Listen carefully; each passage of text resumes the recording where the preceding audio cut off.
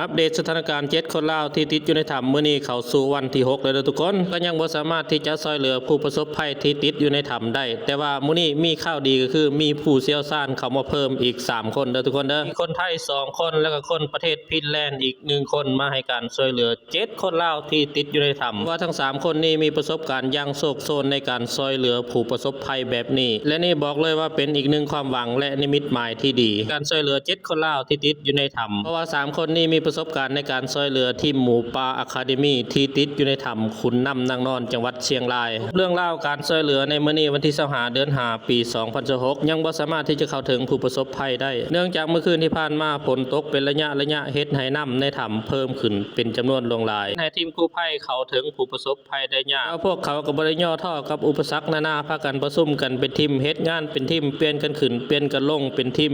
โดยหน้างานหลักๆตั้งแต่เช้าจนค่ำก็คือสูบน้ำออกจากถ้ำแล้วก็ส่งทีมกู้ภัยลงไปในถ้ำเป็นชุดเป็นทีมลงไปทีมที่1ลงไปแล้วขึ้นมาทีมที่2ลงไปต่อทีมที่2ขึ้นมาแล้วทีมที่3ลงไปต่อแล้วก็มาประชุมกันวางแผนกันอย่างเป็นระเบียบนี่คือภาพบรรยากาศที่ขึ้นมาจากถ้ำลักษณะของถ้ำก็แ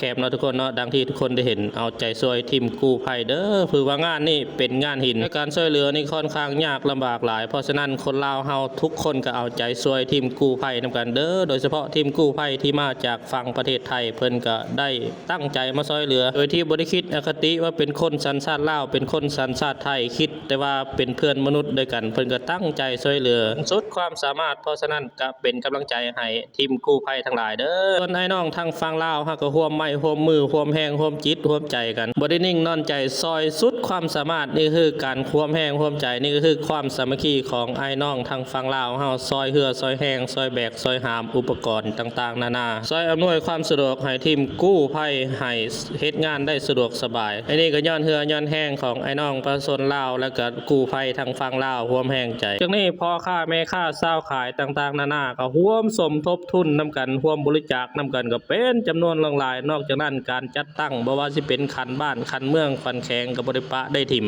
อันนี้แหละเนาะน้ำใจคนลาวเวลาตกทุกข์ได้ยากก็เบิ่งแย่งซอยเหลือซึ่งกันและกันนี่ก็คือความประทับใจความสามัคคีของไอ้น้องลาวเฮาซอยกันแบกซอยกันหามยามตกทุกข์ได้ยากก็พึ่งพาอาศัยกันแบบนี้แหละเด้อทุกคนสรุปการช่วยเหลือในมื้อนี้ยังเข้าบ่ถึงผู้ประสบภัยแต่ว่ามีความคืบหน้าไปหลายเด้อทุกคน